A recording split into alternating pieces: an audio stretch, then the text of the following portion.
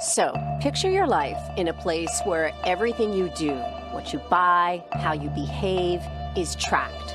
The government gives you a score, and the score is a measure of how trustworthy you are as a citizen and determines what you're allowed to do, like ever. Boarding a train, getting a mortgage, all goes back to this score. It's called social credit. It sounds like that show Black Mirror, but it's actually happening in China. So how does that change you? Does it change you? What does your life look like when your every move is watched? In Chongqing, we hooked up with Huang Huijun. He had a business until he was sued by a client, and Huang refused to pay 90 grand to settle it. So the court put him on a social credit blacklist, and things got way worse. He explains that being blacklisted means he can't buy airplane or train tickets. When he tries, a message pops up saying he's discredited. By the end of last year, blacklisted people were blocked from booking 23 million flights and 5 million high-speed train trips. And the list goes on. Being discredited makes it hard to get a job, a loan, a hotel room, or put kids in certain schools. Then there's the public shaming, photo galleries of blacklisted citizens. There's even an app that shows who around you is in debt. In China, being monitored is nothing new, but algorithmic surveillance makes it possible to collect data to build detailed profiles of people, especially the ones not loyal to the government.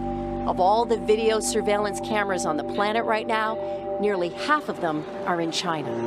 AI is taking them next level. They can do more than just see. They actually understand who they're seeing. So at what point can the technology know too much? Does it already? Most time, people don't care about it. But if the technology learns too much, for example, cross the red line, it's not very good. How far off are we from needing to draw those red lines? It's very hard to say. I think maybe decades, I mean 10 years or 20 years, 15 years, maybe. That's not very long. Yeah. It's coming. It's coming. It's coming.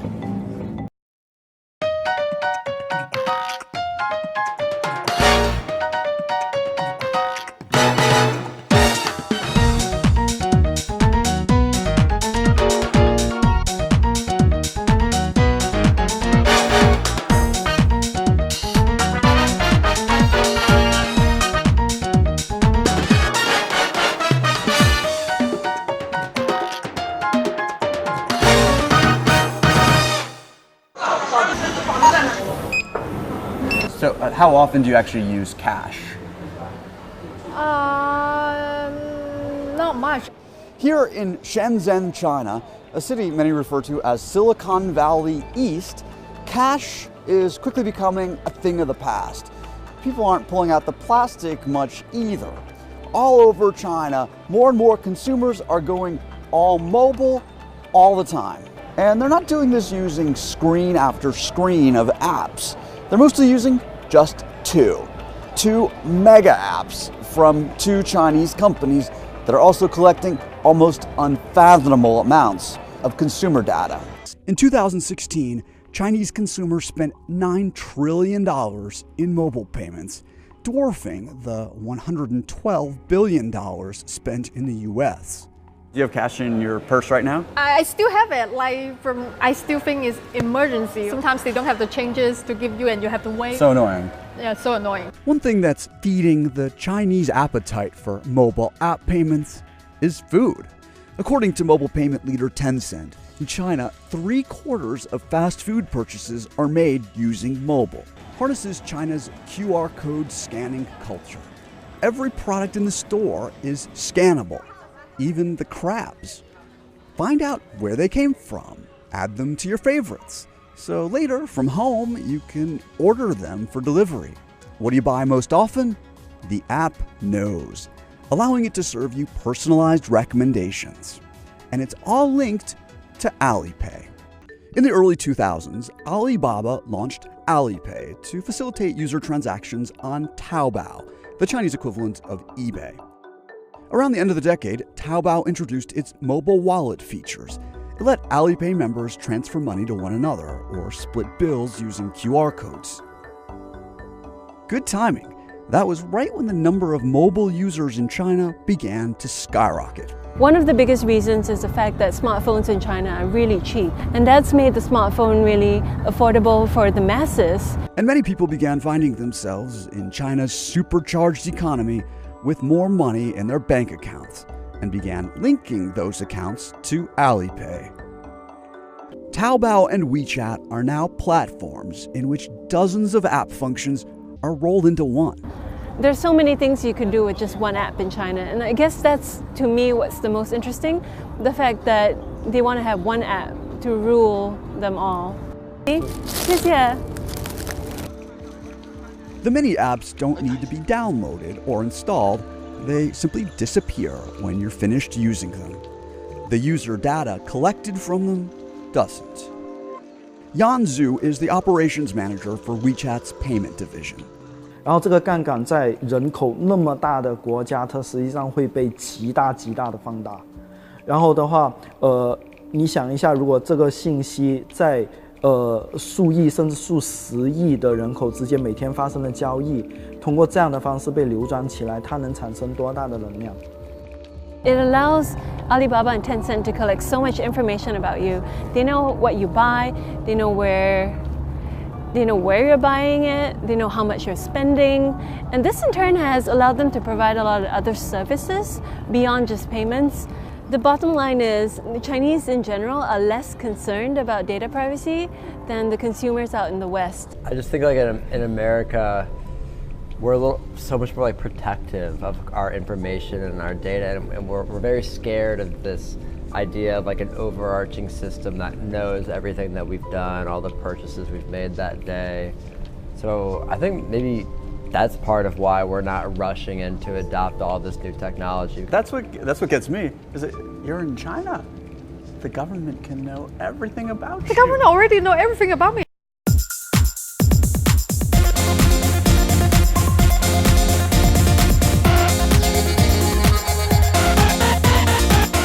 If you search Hong Kong right now, this is the kind of stuff you see. But not in China. There you get results like this. State media describing protests as riots and the result of the US meddling in Chinese affairs. The rest is celebrity gossip and stock market news about Hong Kong. Millions have flooded the streets of Hong Kong to protest an extradition law that they feel is the Chinese government's latest attempt to exert control. If there was ever a news event to test the limits of Chinese online censorship, this is it. Massive demonstrations in a place with free speech that's technically part of China, with related posts written in Chinese. But over the past decade, China's censorship apparatus has become ever more sophisticated, and now they're creating an alternate reality about Hong Kong in real time. Here's how they're doing it. The most basic tactic is censoring a list of keywords. Some kinds of keyword list that already built in, directly related to the protest. It had no chance to be published. This is Qinghua Fu, a professor at the University of Hong Kong. He studies censorship in China. Keyword censoring is pretty straightforward. Post something that says democracy, it gets flagged and taken down. This is largely done automatically by computers, and the software keeps getting better. Videos, images, and voice messages can all be identified as sensitive. These images and others of the Hong Kong protests are blocked on both WeChat and Weibo. Software can only do so much though, so the government also pays humans, often through private companies, to manually comb through content.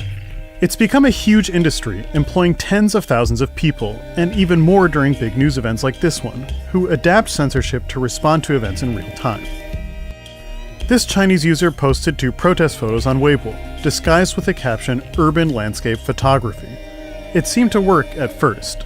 The post was shared by more than 600 people, with many mentioning Hong Kong. Then the photos suddenly stopped spreading. In the past, when posts disappeared from the internet, you knew you were being censored. But new tactics seem designed to sow confusion. The post was quietly removed from people's timelines, but stayed on the timeline of the person who sent it. And on the messaging app WeChat, researchers found that some messages appear sent from the user's perspective, but never make it to the receiver. People in China who try to show support for Hong Kong end up playing cat and mouse with censors. Take this photo that was blocked on WeChat. One journalist found that adding artistic brush strokes and rotating the image 90 degrees finally got it past censorship.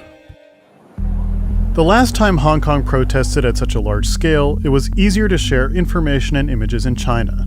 That was back in 2014, during what came to be known as the Umbrella Movement. At that time, people in China largely accessed information through Instagram. But within days, censors blocked the platform altogether, and it's been inaccessible ever since. This time, Telegram, an encrypted messaging app, has been used to share protest updates.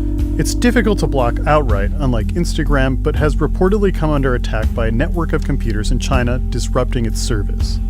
Since 2014, China has also raised the cost of getting sensitive content past censors.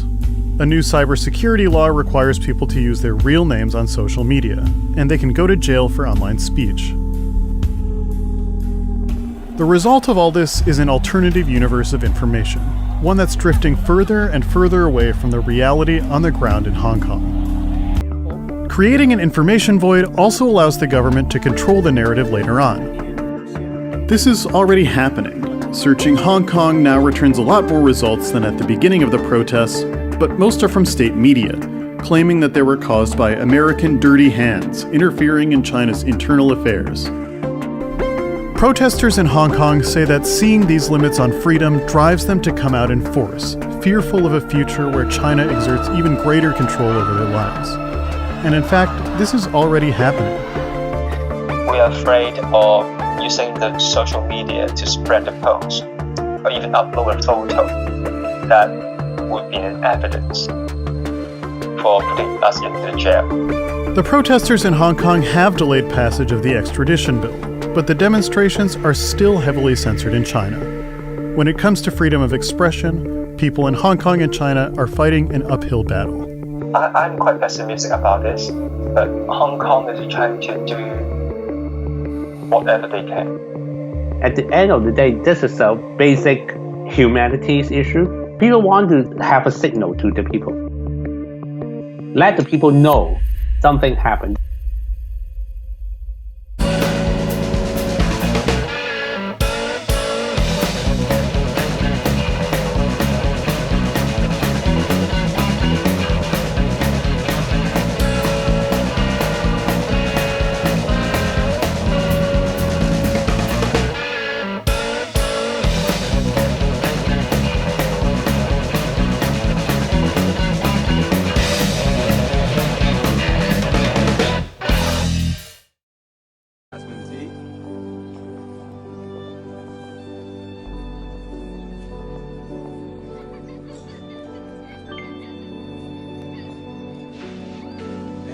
That's one brush sweep.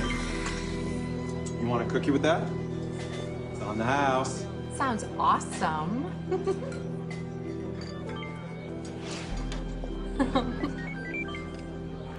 See you tomorrow, JJ. See you, Lacey. Oh, saw your boy in the fire hat just now. So cute. Yeah, he's really something.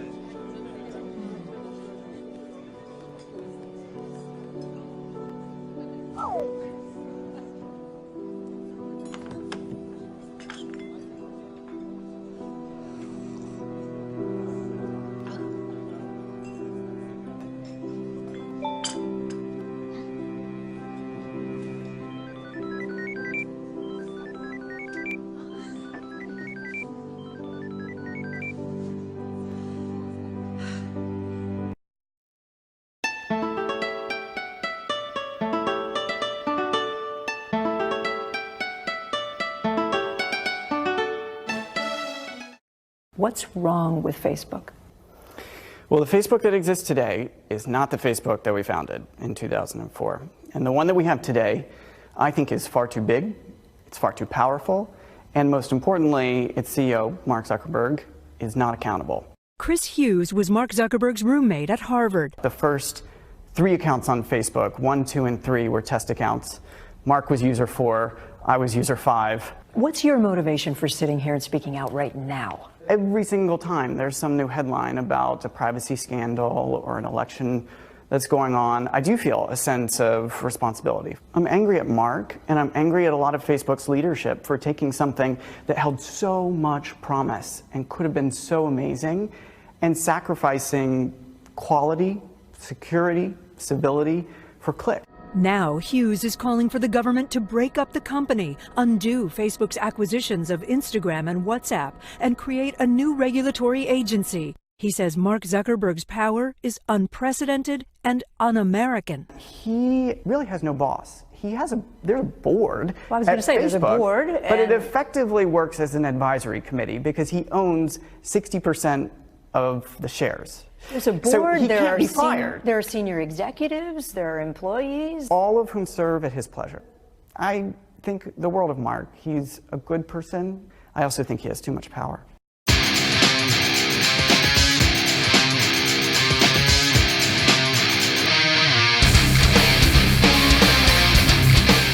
We want to show a little clip here of your first video.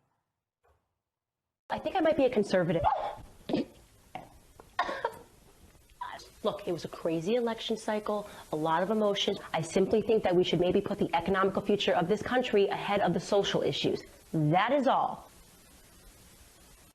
Well, I would say Facebook is now the 3rd platform that I have been suspended from and then unsuspended within hours. So I earned that on YouTube, I earned that on Twitter, and now, of course, Facebook. And I think what happens is they very quickly, when they hear a conservative perspective, they ban someone. But typically when the person is white, they can paint those bannings under white supremacy or fear of white supremacy. And then they look and they're like, oh no, she's actually black. So we have to have an ideological explanation for what she was suspended for. I'm always actually really grateful when I get suspended because it forces a larger conversation about censorship in America. And this myth and this lie that they're censoring people for their own safety or they're censoring people because they're spreading white supremacy, when in fact they are just censoring opinions that they don't like. And they're trying to make sure that conservative voices are suspended ahead of the 2020 election cycle. Is there going to be anything to be done to change it, or? Well, I've been hearing a lot of rumblings, people that I won't name that are serious about suing these organizations, and they should. Facebook should be sued, Google should be sued. I think Google, there should be a bigger conversation about whether or not they're a monopoly. I personally think that they are. And this is really a response to Donald Trump winning, in my opinion, in 2016. He was able to get around the mainstream media narrative, and we have effectively destroyed the mainstream media. This is why I exist, why people like Ben Shapiro exist, Dave Rubin, Charlie Kirk. It's because we've been able to get the truth out to Americans through a different means. So I think that we are in the midst of the cultural wars, to be expected, but I'm tremendously optimistic about what the outcome will be.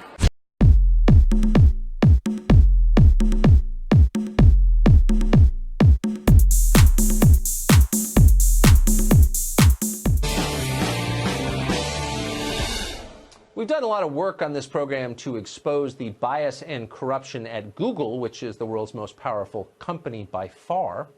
But Google and its employees don't just have it out for conservatives. We want to make that clear. Google is hostile to anyone who challenges the status quo, since Google is the chief beneficiary of the status quo.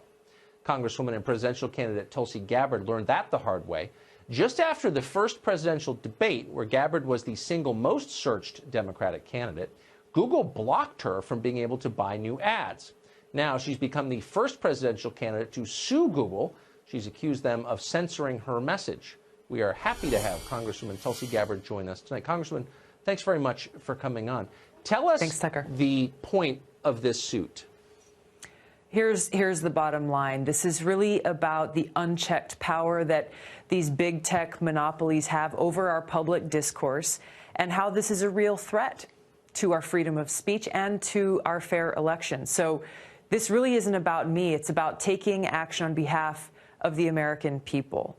Because we've got to understand here that if Google can do this to me as a sitting member of Congress running for the highest office in the land, then that means they can do this to any candidate running for any office anywhere in this country, and frankly, to any person in this country. And that's why it's so important that whether you're a progressive or conservative, whether you consider yourself on the left or the right, we all have to stand united to protect our freedom of speech. Because, look, today it's me, tomorrow it could be you or someone else.